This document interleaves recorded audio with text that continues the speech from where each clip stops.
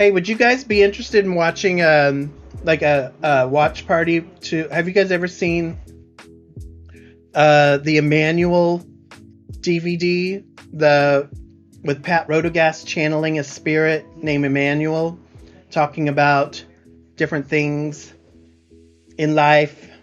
It's pretty interesting. It's old, but it's kind of cool piece of history.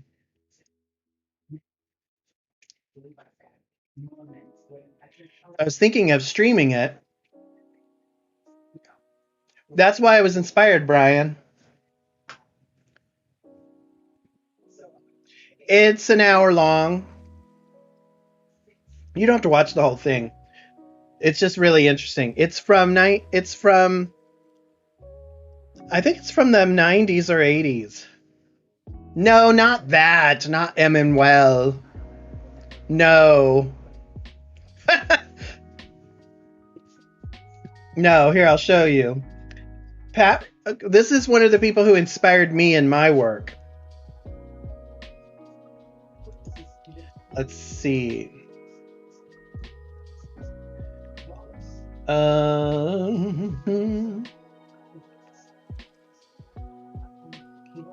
Okay, hide that.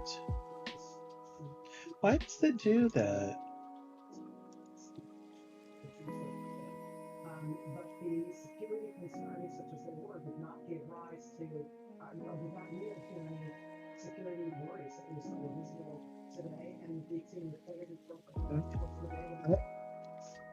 I wouldn't doubt it because it's not like detailed information. It's more like concepts. So I can see why her percentage would be much higher.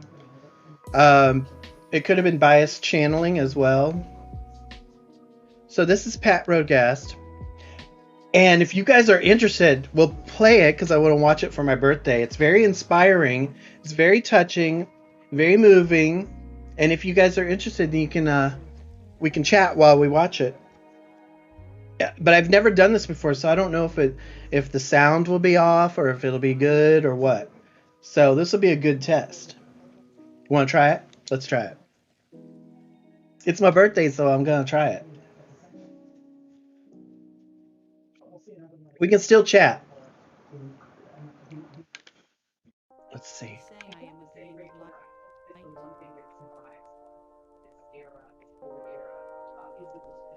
This is so funny. It looks like it's an old VHS. Okay. Whoops. Okay. Let me fix the volume here. Let me turn off the music. Let me turn up the game volume. This is one of the things I wanted to do today. All right, where's the game? Oh, there it is. Okay. Okay, tell me if it's too loud.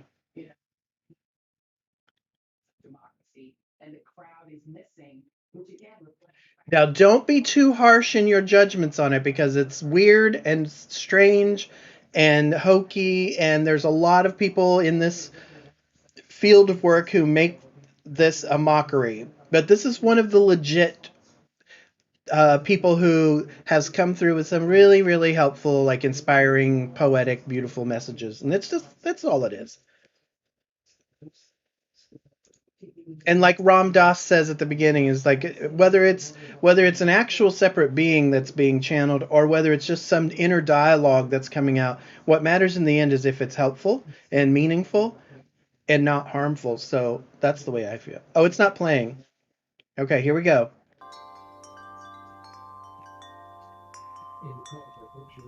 Hello, my name is Ram Dass, and I would like to introduce you to a very special friend of mine named Emmanuel. The quality of Emmanuel is that he has Can you hear it? certain courtliness, a certain charm, a certain warmth, and a certain humor that has made me treasure him as a friend. The interesting thing about Emmanuel, as one of my friends, is Need to be louder. that he doesn't have a body in the conventional sense can be that loud. you and I think of as embodied beings.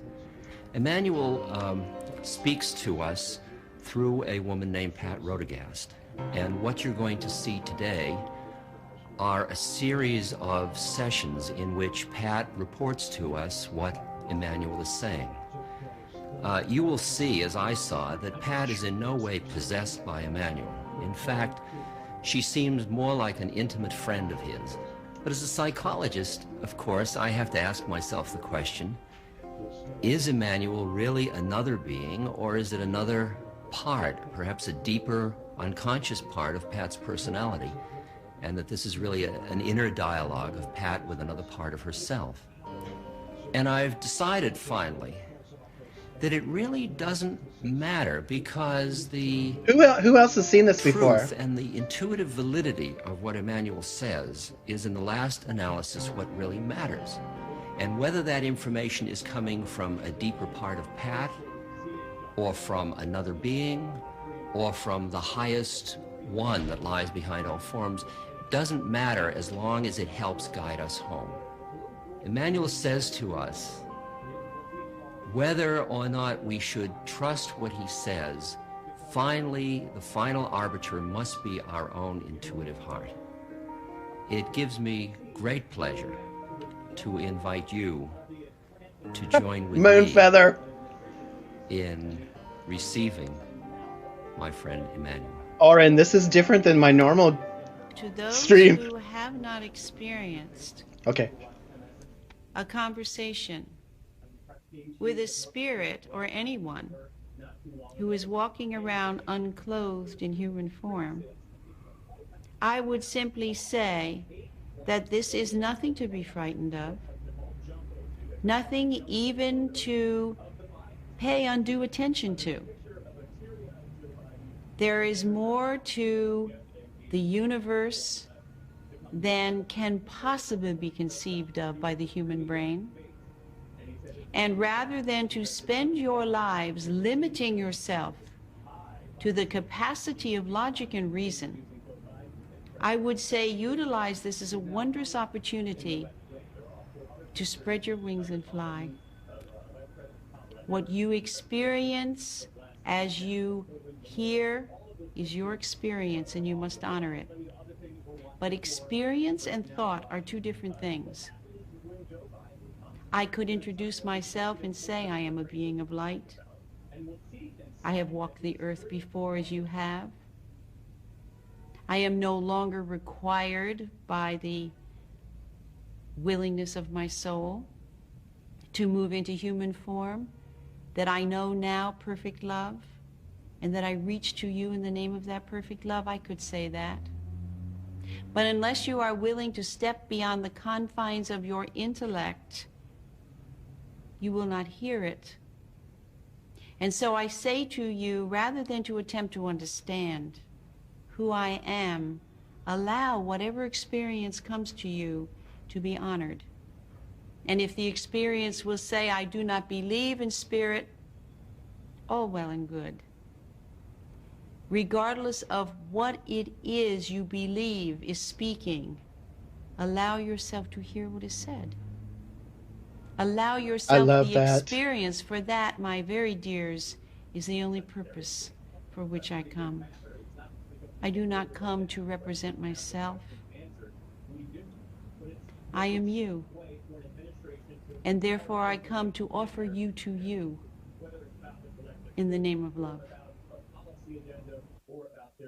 When I'm speaking for Emmanuel, I am always aware of what he's saying. I hear him. I hear him like you hear him. And when I'm aware of is not censoring at all, but having a responsibility to be as clear as I can be in my truth, so that my personality, my hang-ups, my whatever it is, that my agendas don't get in the way. My experience is not at all that I have been removed and that another consciousness has come in. That is not my experience at all. What it is that I have expanded, and Same for me. that I've touched the greater reality that's always there. So when I say I've left room, maybe what I should say is that I have opened up to receive the greater reality of which Emmanuel's a part. Yeah. But I'm not possessed. I don't feel that there's anything invading me at all. I mean, it's just me saying, yes, okay, and then I move out. There are those of you who would have me answer questions of a very personal and a very human nature. There are those of you who believe that you would be most blessed if I would say to you, why, tomorrow at noon, you must walk 3 paces down, turn around, and you will meet your everlasting love. Sometimes I get And questions if you like that in take 3 sessions. more paces and turn to the right, you will find the perfect career for you, and you will be abundantly wealthy. Unfortunately, if I were to say that to you, it would, in intent, divert you from the treasures that you are really seeking, which is not the how-to of human experience. Human experience of and by itself does not hold such mystery, though there are times of forgetting, it seems so that it does.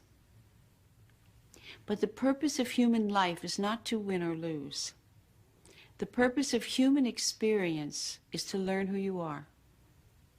Each circumstance in your life, in your world, has been created by you, to offer you, the human being, and you, the soul within that body, the opportunity to look around and say, what is this about? And what can I learn from this? And why have I allowed it to come into my life? And why have I perceived it as I have? And why do I react to it as I do? Everything without exception in your human world is an educational tool. I And love that. fear the tyrant, the proclaimed master of the planet. Now there is a professor. For fear says to every iota of love as it begins to remember itself, how dare you? I will give you logic, reason, So why familiar. at this very moment, if you allow yourself to be, you stand on the brink of destruction. And so, in human terms and through the human vocabulary of various religions, there became a personification of this tyrant, and it's been called the devil, Satan, being of darkness, prince of night. All it is fear. Fear given shape and form like every other concept in your human world, while you yourselves, in your individuality, in your personalities, are simply your own idea given form. Why, if you would allow yourselves to step outside of fear just for a moment, your life would appear to you as it truly is, a wondrous adventure, excitement, delight, creation. But because fear is the shroud Don't within apologize. which you wrap yourselves, and your entire society approves of that. For instance, nothing is too bad to be true, and most things are too good to be true. Or so it is said. So the viewpoint you see is that darkness, badness, disappointment, illness are the norms of a human experience. And the abundance, the dance, the delight is something aberrant at best, an illusion most of the time. Why, when you were small children, I dare say as there is not one of you who was not at some time when you were in your child's freedom and delight chided for being too noisy, too inappropriate, too foolish, too whatever it was that the vocabulary in your family utilized to express their fear of your delight. And am I saying that your parents were monsters? Of course not. But they were and are imperfect human beings. And they did and do walk with their own fear. And nothing frightens fear so much than to perceive a human being without any. For fear then is thrown a challenge that it is not used to. For the world honors fear. So what is the task for all of you? To recognize that at every given moment of your life, you have not only the right, the authority, but the responsibility, and I say that word lovingly, to perceive where there is fear and where there is love, and to choose love. You have holy work to do, all of you. But it involves not one other person. Initially, it involves yourself. Until you can know your own holiness, you cannot honor another. Until you can love yourself, you cannot love another. What is the indicator that you are truly in love with who you are? Is that you are allowing your life to be what you want it to be. Allowing, not forcing, allowing. That is all that is necessary. The moment that you recognize that you are worthy of the Garden of Eden, it will be there. And you are worthy, and so is everyone else. But that is not your concern. You cannot push people into the Garden of Eden from the outside. You can only, from the inside, open the gate and invite them. So you must get there first. It's one of my favorite quotes. It shows up in my It's not so channeling far. too. It's waiting inside you in the sanctuary. It's the voice of that very small child that says, I remember who I am. We each have an agenda that we brought into each incarnation. And this isn't my own knowing, this is Emmanuel's teaching now. I don't know that, but I feel that it's true within me. And that what we're responsible for then is to find where our own negativity is, where our own no to life is, where our own fear is. Emmanuel says we have two choices, love or fear. And where in our life we're not choosing love, but where we're choosing fear. And what subtle is, and what requires vigilance is, that fear walks around looking like love. A lot of times, You guys enjoying we this? do things and we don't know I our know a couple of you are. motivation. We don't know our motivation. We just assume, because we want to assume, that it's loving, and it's not. And so that's where our responsibility as human beings is, to go underneath the surface, underneath the obvious. And where we find the anger, where we find the fear, then not to stamp on it, but to embrace it and say yes to it, like Emmanuel says, and to bring it out and to see what it's saying and to transform it. Emmanuel has said that the only reason we're here is to learn to love ourselves. And the only way to love yourself is to find out all that's inside of you and embrace it. Not permit it, but embrace it. It's a whole different thing. Before we begin, I want to remind you that there is... Let me just say, there's religious terminology used here, and it was addressed in a recent discussion with Michael about it. But it's not religious. It's just like familiar languaging to carry concepts to people who might be really limited by religious imprinting and religious upbringing. And so these familiar terms help to like bridge new ideas, bridge them comfortably to new ideas. So even though, so it might be off-putting sometimes, but it's not about religion. Oh, it's interesting. I did not know that. Nothing in your human world that requires such sobriety.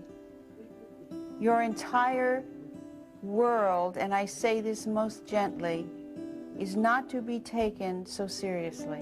Though the world may appear to be heartrending and at times filled with suffering, and I do not mock your human condition, yet I can no longer stand in it.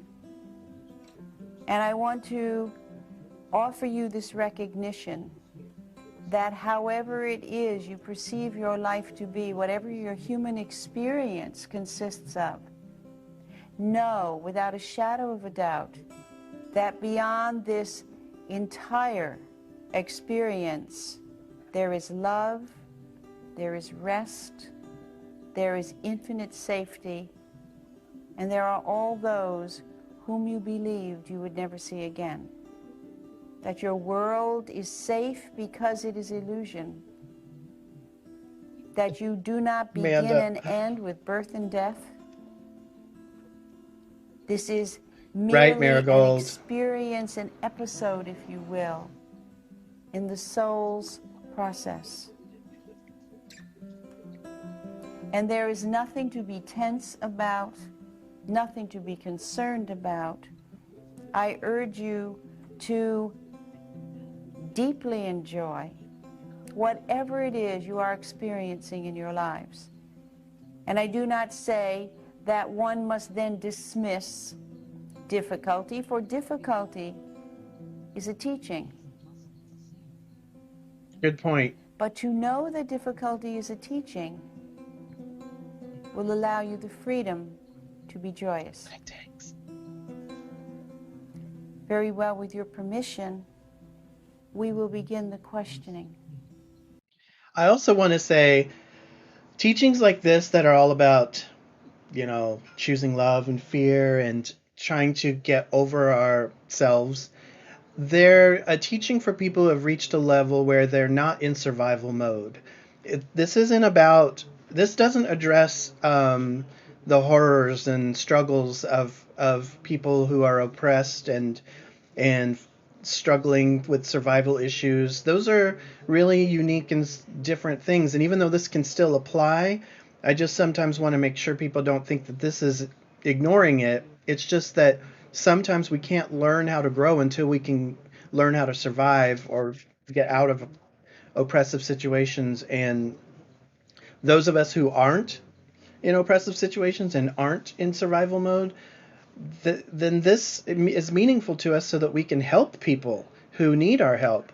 So I just want to address that because sometimes this new agey stuff can seem really out of touch, but it's not. It's just a teaching to a tier of people who have the opportunity to listen, and then those people who listen can do the work of helping others. Faye's here. Oh my God. Could you please give me some guidance on how to stay more in the now? My mind wanders a lot, and I've worked on this a long time. And also how to bring much more joy and lightheartedness into my daily life. He's saying, my very dear, it's one and the same question. For living in the now guarantees joy and happiness. There, you never thought you'd hear me say a thing like that. I generally speak in such a morphism that I dare say you all become quite impatient at times. To remain in the now is to believe that you are absolutely safe. In the belief that you are absolutely safe, there is no other place for you to go. There is no need to recall history. There is no need to project into the future. I offer this as an exercise at this moment. Again, for all of you, of course, close your eyes and go within.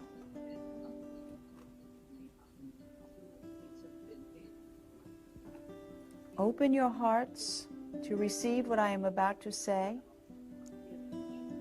and make the decision to believe me just for this time.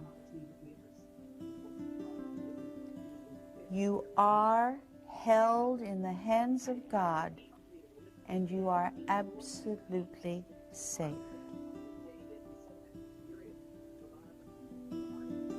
As you absorb that truth, your mind quiets, and there is nothing but this moment. Hands of the universe, hands of love, And then as hands your of mind begins to higher move self. again, Doesn't have to be the God. moment is gone. Now, I do not mean that in the now you do not think. Of course you do. But you think from the now.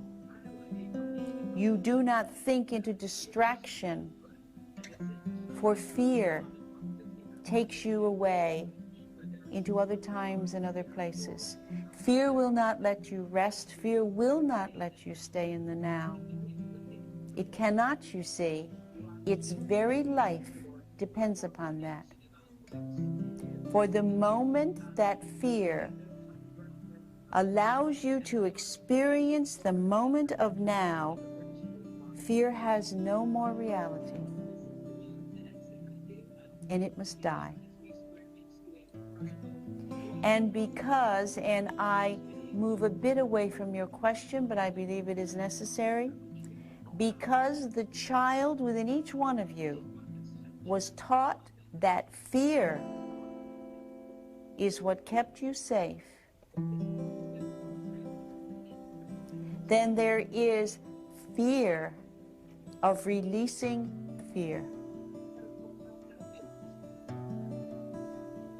And so the decision must be made clearly, minute by minute, until it becomes your natural state. And that is to say, when your mind is distracted, I know I am absolutely safe. And the mind will say, no, you're not, no, you're not, no, you're not. And you will say again, I know. I may not think, but I know that I am absolutely safe. Use that as a mantra over and over, even when you are in moments of distress and your mind is racing and your world is demanding of you that you direct your attention to what seems to be a crisis or an emergency. If you will remain as well with that mantra, you will eventually know how to be in the now and how also to be in your world. And you will be joyous. Take some practice. I'd like to ask a Oh, bye, question Lou. for someone else. Oh, I want so much to be more loving, yet I can't seem to will it to be so. I want to not have all of the anger, nasty thoughts that pass through my mind, yet I can't seem to will it to be so. What shall I do? What you shall do is to cease the willing and embrace the anger. To be loving must mean to be loving to self. It can never mean to be loving to other until you are loving to self. To say to yourself, you must not be angry, you must not be unloving, how can you then love? It is commanding the heart to hello. open. Hearts do not open on command. It is instructing the child to behave, and the child is attempting to behave. But when one says to the child, be loving, that is impossible. One can say to the child, act loving, and all of you know how to do that. Thank you. And that is where the difference is, and that is why it is so difficult for you. You are saying, be loving. Hold on. You cannot. Not until you say to yourself with all the love that you possess, it's all right for me not to be loving. I will love myself in my unlovingness. To say that and to truly mean it will open your heart.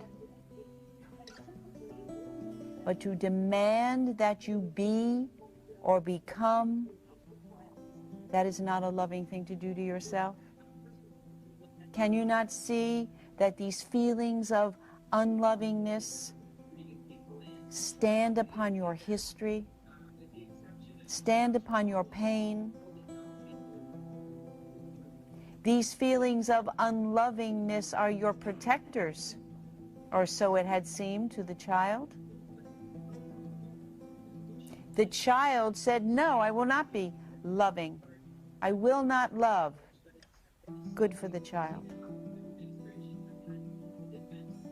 If a child believes it must love on command, much is lost. The That's child's so true. integrity is lost. The child's capacity to know itself is lost. There is nothing but a puppet. And that is not a human being. That is not a God. Love yourself in your unwillingness to love. And go back in your history to find the very young you. And sit with that young you. And hold dialogue. And ask that young you, why do you not want to be loving? And allow the answer to come. You will find deep respect for yourself. And the moment that that takes place, you will be loving.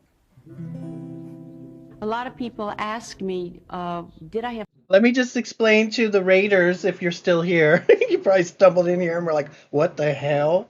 But it's my birthday, so I'm just sharing things that I think are beautiful and wonderful, and we're going to play games and stuff. But one of the things I wanted to watch was this Emmanuel DVD. It's channeled information. I know it's weird and strange and stuff, but it's part of my world. And there are some beautiful ideas in here that you might find interesting. So we're watching it. That's why I'm being so quiet, because I didn't want to talk over the psychic DVD. experiences as a kid.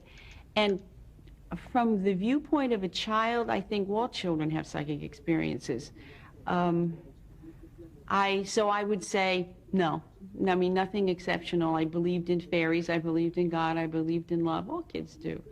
I was aware of when my parents weren't in their loving truth. All kids are. So no, there was nothing special. Thanks, Ballad. Vision. I went through a childhood like everybody else does, and I believe that everybody is entitled to the connection with the world of spirit, because that's who we are. And I don't think anybody deserves to walk through a lifetime without that love that's there, or that assurance. I don't know why it was. Oh, no, it's that, okay. I moved into the space of saying yes, that I want that. Somewhere I did, even before I knew what it was, that I wanted. Somewhere I knew that there was more to life than just, the getting up, the going to work, and that. And so there was a moment, in fact, when I remember standing in my kitchen and saying, it's got to be more than this. And I didn't say it from despair. I said it from a sense of, okay, I've got that down. And now what else is there to life? And that's when this began to open. So I don't think there's any special magic, and I don't think there's any special dispensation. In fact, I know there isn't. It's just, I was ready. Emmanuel, from your perspective, what happens to us after death? And since Be right I'm back. writing a book on death, and if you had only one thing as guidance to give people searching out this subject, what would it be that you would tell them? Thank you. One thing that I would tell them,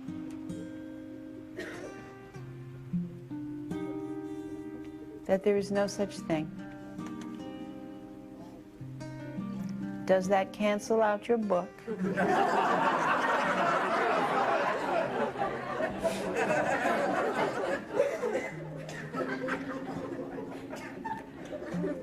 Ah, but the illusion of dying, what a professor that one is. For you walk through your days dreading that moment that is inevitable. From the moment of conception, you are going to die. That is not a terrible thing to say to you. That is simply as uneventful as saying, tomorrow the sun will come up. Perhaps less eventful. For there is a very slim chance that the sun won't. There is no chance at all that you will in any manner not survive your death. So perhaps the second thing I would say is, it is absolutely guaranteed that you will survive your dying. That you will walk through the door of that illusion and you will recognize it. It will be so familiar to you, for you have died so many times before. Some of you know this, some of you don't. But trust your memories. And as you all move towards that moment of dying, look around. Don't close your eyes in fear. Look around and you will begin to see things very familiar. Just as when you have been away on a journey and you begin to move towards home, and as you get closer and closer to your own home, things become very familiar. The streets, the trees, the houses, the people. And you come home to the world of spirit with that excitement as well. For it's first the relief that yes, finally I have decided I'm going to die. I have accepted this. I am not going to fight death any longer. I have been fighting it all my life. And now I'm going to say yes, the final yes. Yes, I'm going to die. The moment that you do that, the moment that you truly love yourself enough to say, it's all right. It's all right, I'm going to let myself die. I will love myself anyway. At that moment, the burden, the yoke of responsibility to avoid death at all costs is lifted from you. And what a lightness. And as you move through the doorway,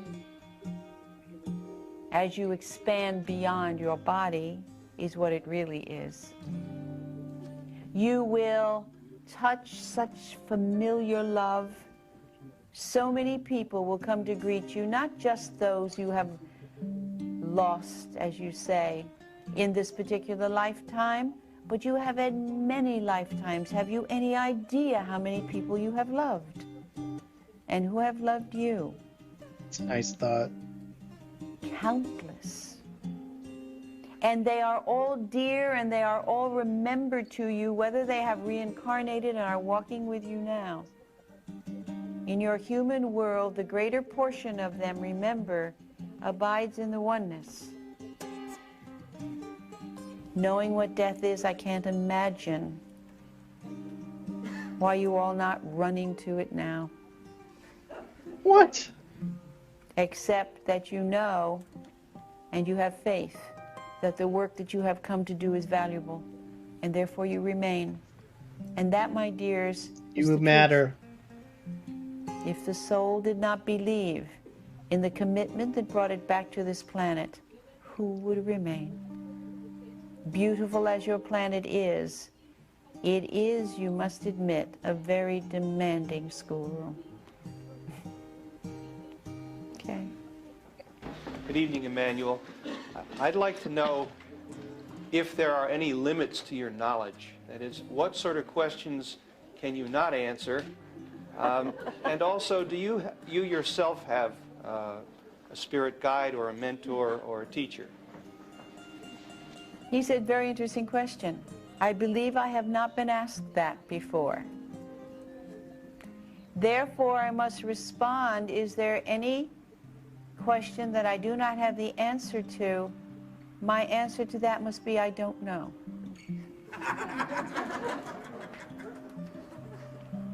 I have not been asked all the questions yet. Do I have a mentor? Indeed, I do. And it is the same mentor that you have. It is myself. And as I move into the greater expansion of my own being, I recognize my vastness, my holiness, my divinity, my love. I know, right? And yet, even in the complete remembering of the oneness in which I now choose to abide, I cannot remain still, for I am creation and you are creation, and we must move and create, for that is our nature. That is our nature. There is never a time when you in your consciousness or I in mine will sit and say, there, now, we have done of it. For always and ever, life, consciousness, love continues. As I understand it, I just love her. This receiving guidance from the world of spirit's a two-way street.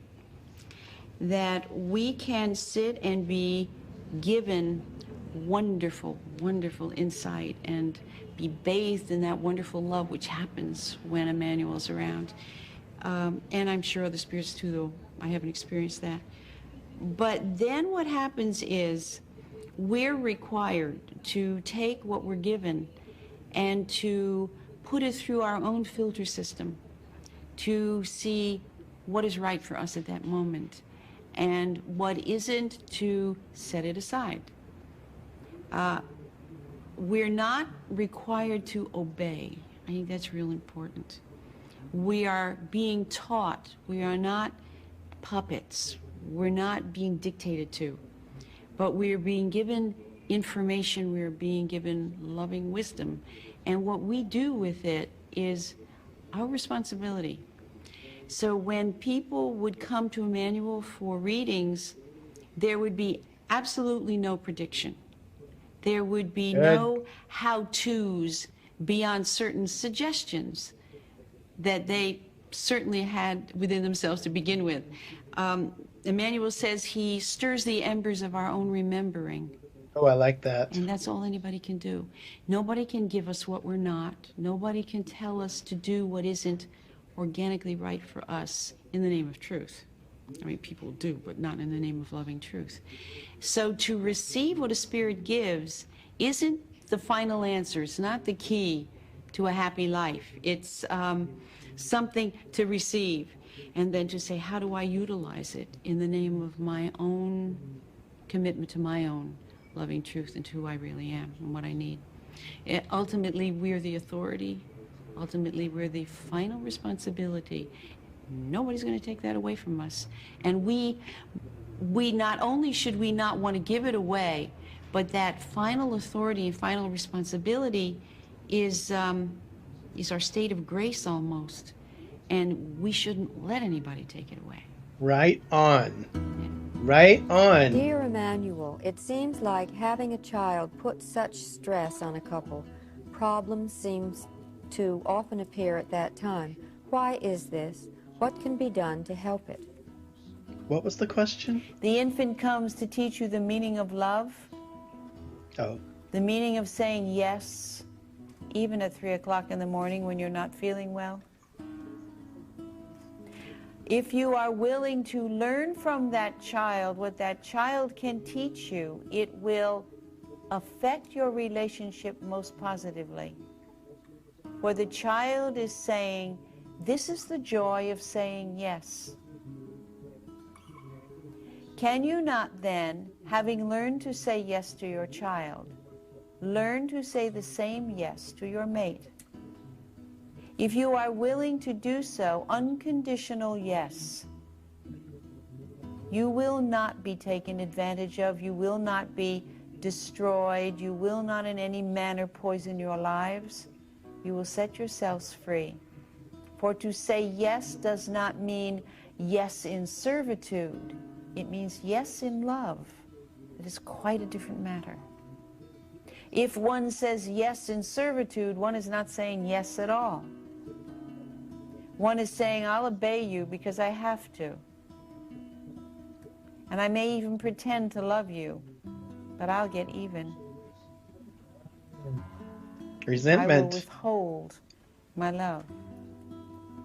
But if one says yes in love, one says yes in the loving of self, in the celebration of saying yes, and in the embracing of the other who has shared with you in this miracle of creation, this small, unconditional, loving tyrant.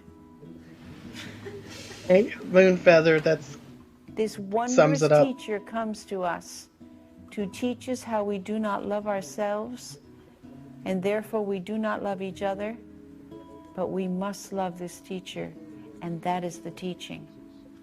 How you respond to your child in the name of love is exactly the capacity you own to respond in love. Then turn to look at each other and ask, why do we not respond to each other in this way if we have such a capacity to love? And that is where disturbance come and pains come. For one knows beneath the mind, You one guys. perceives the other, the mate, giving this loving attention to the child, and one knows they do not receive that. And what does one do? Well, one does not stamp about the house or sulk or weep, but one begins to say, isn't that interesting? I wonder what I am not giving to them that they are not giving to me. And let us utilize this infant, this child, as the focal point for our capacity to love. And in so giving to that child in love, let us hold that experience and turn to face each other and say, I give to you in this manner now, or where do I not? And be willing to walk into those frightening places where you must confront your own unwillingness to love, but not negatively, I don't think she meant but as you unconditional, would like see it blind. within the infant. Yes. Its unwillingness to compromise, its unwillingness or incapacity to love as you would like it to love you, for instance, to sleep through the night. And yet you love, and yet you love, and yet you love. Can you not give that to your mate? And in so doing, what a wonderful, wonderful temple to love you will build together. Okay. Just a quick note, because that's a very interesting thing. What she was talking about was a relationship that was being challenged by having a child, and she was, or Emmanuel was pointing out that if you have this unconditional, if you have the capacity to love your child in a way that brings out the best in you, then what is it that keeps you from giving that to the person that you had the child with? And so just to examine what might be blocking you from that, and to see if it's available. I don't think she was saying just turn to them and love them no matter what. I think it was more like, you love your child unconditionally, so that means you have the capacity. What is it how can this be applied to your relationship if you have that capacity to give to someone else as well? I think that's all she was saying. How can there be so much evil in the world? What can we do to help? You can That's the question primarily again. begin by offering yourself another word, another definition. For when one says evil, immediately, whatever it is you are addressing is cast outside your heart. Outside your Interesting. heart, nothing can be done.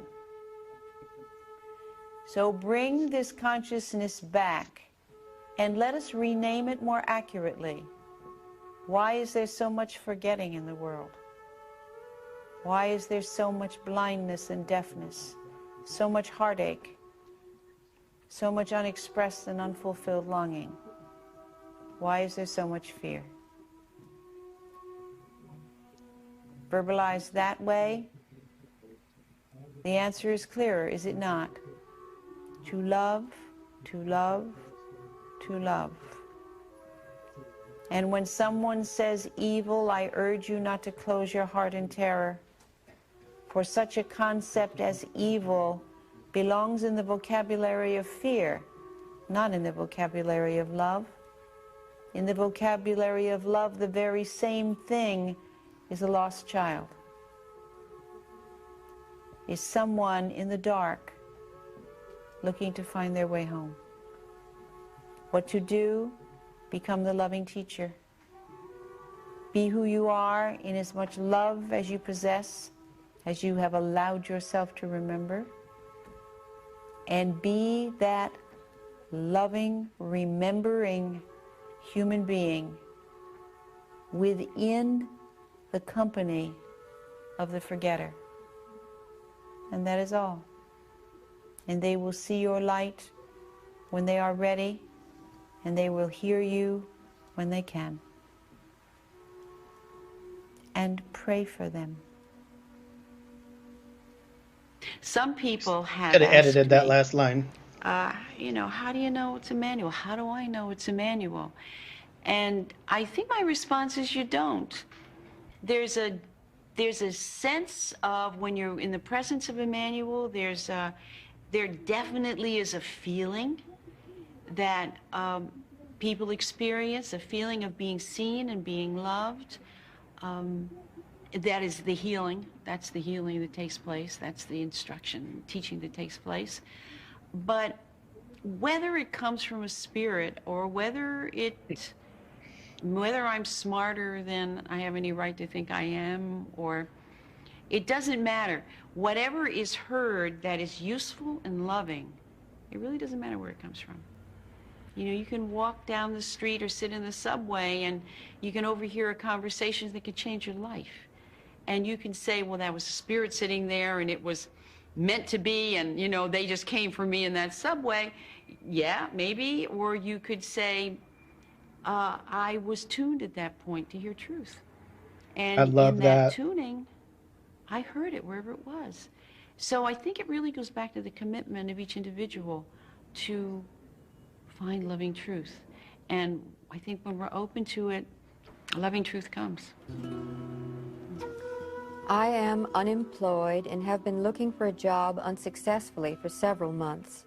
I realize I am responsible for my situation. However, I am sad and becoming discouraged and disenchanted with life. I'm having difficulty maintaining the love feeling. Can you give me advice? 2 months of unemployment, and you have already moved to despair. My dear, can you not see how close to despair you have always been? And it is not that you are employed or unemployed, that is irrelevant.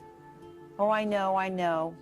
One believes one must have a certain amount of money in so that one can have a certain amount of money out, so that one can somehow maintain oneself. I know, I remember that. And at the same time, there is a learning opportunity here that is, if you will forgive me, priceless.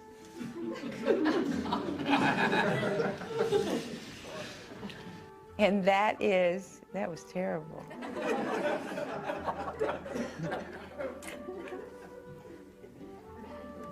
I'll go back to Emmanuel.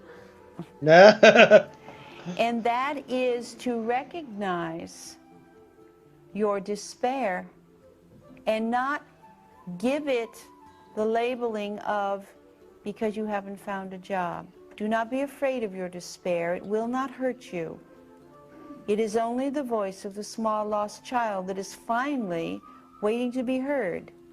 So do not run from it. Take this honored time when you are not occupied, to sit with yourself in beauty and in love, and offer the despair within you the gentle, understanding ear that it never had when you were young. This is very important. Allow it to take place. What do I do with the yearning to be done with this life and back in the loving place we come from?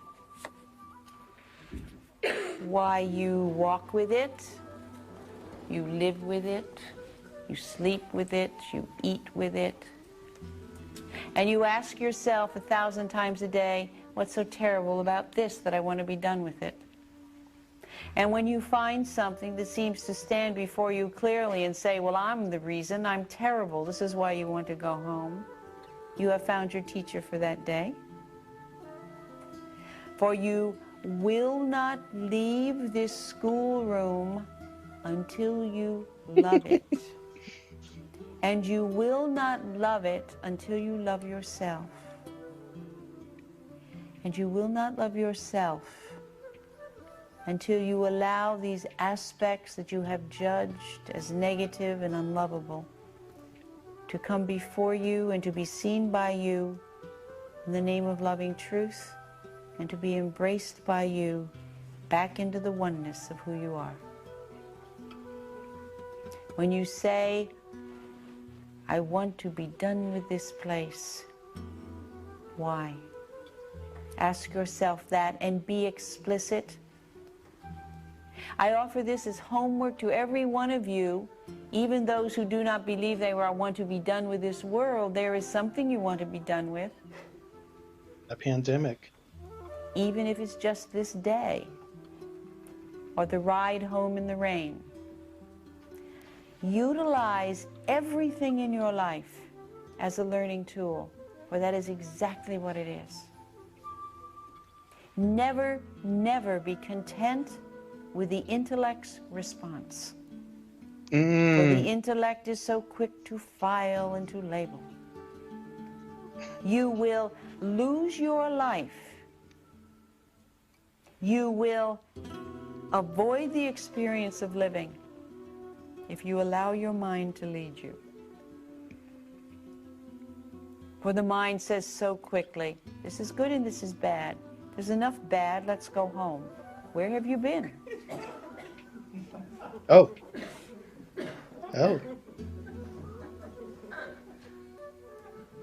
No judgments. Begin to look at what is undesirable. Now, mind you, please do not mishear me.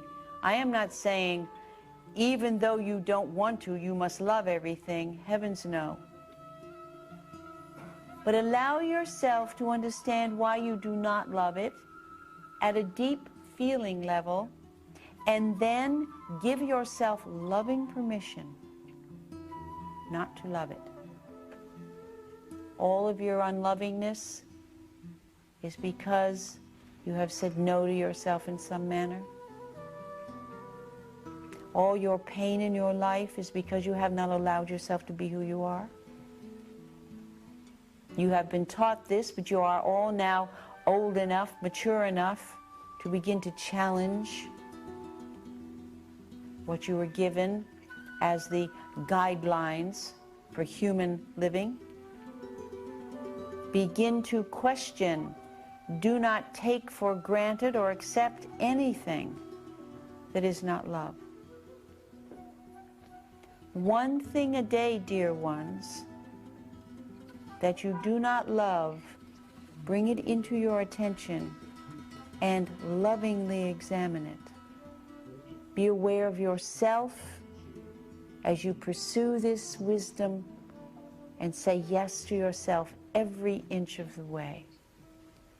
And I dare say, by the time we meet again, you will have transformed a great deal of unloving and what am I doing here into, isn't this wonderful? I think the world is becoming a Garden of Eden. Oh. Something delightful happened. Here's the last segment. About 6 months ago. I don't know what Emmanuel has in mind This when is I do wonderful. a workshop. I am at this point now where I am not even able to get a hint of what the theme is going to be or the subject matter and how it's going to be given. And at one workshop, he said, it No, was Brian, you're Saturday gonna miss the evening, best and part. everyone was tired, and they'd worked very hard all day. And he said, and now I'm going to tell you a bedtime story. And the result was, it was so dear. All these adults who had been working deeply on their issues suddenly became children. And they said, oh, good. And they all lay down on the floor. And Emmanuel began. And his telling of the story felt to me like a healing of the wounds of separation between the child and the adult. That the bedtime story is a story of comfort to the child and of teaching to the adult and of healing to everybody. Hey, this is really cute. Once upon a no time, there was a wonderful spirit named Alice. Now you beings who have decided in this lifetime to represent your masculine aspect, do not feel slighted. You too were Alice. What's in a name? In this realm where Alice lived, there was no room for fear, no need for pretense, no requirement for definition beyond the delight of the moment. In the Bible, it's called the Garden of Eden. To we in spirit, it's called home. To you, within your human consciousness, it's called, oh, that's ridiculous. Alice was a being of incredible curiosity, not unlike many of you. And through the millennia of exploration moving from now to now, there awakened a curiosity to explore what now was beyond itself. And so plans were made and advice was both given and received, and there were many farewell parties and much good wishes. And finally the moment came when Alice was to embark upon her adventure of discovery. Now remember, this is a bedtime story. And of course, there is a part of Alice that never left home, that recognized that oneness was really all there was. Alice put on her pair of wings made especially for adventure, and she soared through the heavens until she came to an opening that quite puzzled her. For there, it seemed, the world of familiarity ended, and right before her was a vast opening through which, for a moment, she hesitated to go. For she thought that if she were to move into that other land, she might not remember how to return home. Alice turned back for a last look homeward, and then she leapt with the greatest enthusiasm into the vast unknown. As she drifted through the velvet sky, she said right out loud in the middle of the universe, "Once upon a time." Time? What a wonderful idea. If there is time, there must be a place where I can experience it. For time and place go together, of course. And as she continued to drift, listening to the song of each star, wondering what it was like on that planet or this one, she came upon a very soft and gentle breeze that seemed to pick her up and carry her in the tenderest of care to a place where there was a very shining and beautiful circle of light. This circle of light began to pulsate towards her. She watched with extreme interest as the light seemed to reach out and fade back, reach out and fade back. And Alice, having been attuned to listening very carefully to the song of flowers and to the melody of rainbows, could hear a faint voice coming from this planet. And as she moved closer and closer to it, she began to hear sounds quite unfamiliar. Sounds of egos clamoring for attention, and a sound which quite confused and upset her, the sound of weeping. She said, "I don't remember that. What does that mean, that strange melody?" When Alice got close enough to see where all these unfamiliar sounds were coming from, she saw beings that were just like herself, except that they were all wearing rather dense and heavy costumes and were apparently unable to see anything of light or matter, because when she waved, no one waved back. So she decided that she would put aside her wings for a little while and take on a costume herself to join the others. So Alice chose 2 people to be born to, since this was the way to get into a costume. Hey, As Starlighter. Alice stood at the doorway of her birth, she saw lots of other spirits waiting for costumes too. She was most surprised and excited to see that the part of herself that she had left at home had come to visit her. And that part said to Alice, "We in the oneness who love you will remember you. We will never leave you. You will not remember us, except in the depths of your being. And oh yes, your wings never rust. They will always fit you regardless of how big you think you've grown." So Alice took off her wings, and with great courage, she was born. The first thing Alice did was to look for pockets in her costume where she could stuff the memory of home. And because her costume seemed to have no pockets at all, she thought, "Very well, then I will tuck it in my heart." And so saying, she turned her attentions to the adventure of the moment. Now, it was not carelessness that caused Alice to forget, nor was it a lack of loving. It was simply that time and space had taken on a new dimension, as it always does when one comes from the remembering and suddenly finds oneself in limited clothing. And so it isn't surprising that she soon found herself not remembering who she was, and looking into the eyes of other people and not being able to see beyond their costumes. Sadly, the more Alice forgot, the more room there was for fear to come in. Alice tried to get away from fear by always being loving and kind to others. But it was of no avail. Fear would not leave her alone. And Alice said, "Whenever I feel afraid, I feel as though I've forgotten something. I'm not quite sure what it is, but I just feel as though something very precious, very sweet and dear has gone from my memory." And just then, Alice heard a whisper, and the curtains blew gently open, and in came an angel of light, the part of Alice that had never left home. Alice recognized her right away and said to her, "I will prove to you that having left the oneness, I have grown. I have accomplished. I'm ready to come home now." And the response was the tenderest of questions. "Alice, will you let us love you?" That is the question that you have traveled through eons to hear and to respond to, only to be reminded, "Dear Alice, that I know who you are, and all I have ever wanted from you is permission to love you." That is the question that is always being asked of you by love wherever it is found, by the kiss of a warm puppy, by the blooming of a flower. And so there was a wonderful magic moment when Alice said, "Yes, I will let you love me. I will put myself clearly on the altar of faith, and I will say to you, and to you, and to the light and the oneness of all, yes, yes, I will." And so saying, the two became one again, and she put on her wings and went home.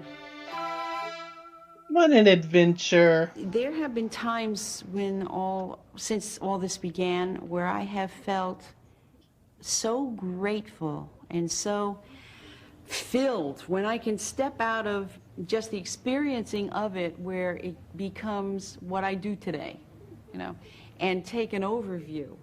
It's astounding.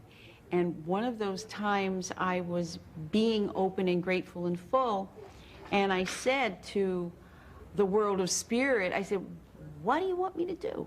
I mean, why is all this here? What do you want me to do?" And I heard Emmanuel clearly say, "You are to teach the gospel of unknowing, the walk of faith." And at that point, I wasn't quite sure what that meant. But now I think that what I am doing in my life is living the gospel of unknowing and walking the walk of faith. And this not knowing where I'm going to live, not knowing what Emmanuel's going to say in a workshop, not knowing anything, and being willing just to die into the next moment of my human experience has become for me my ultimate aim. Because when I am in this moment, when I am in the now, I am full, I am safe, I'm joyous. There's nothing I want. Everything is there. True, And then when I Moonfeather. step out, when fear calls me out from the center, which it does frequently, then I get into all my head trips again about how to be safe, what should I do, I need to know, plan, structure, and all that. But when I'm in the now, I absolutely know this is the only place I'm alive. It's the only place I'm real. So my task in this life is to walk the walk of faith. To us students, the walk of trust.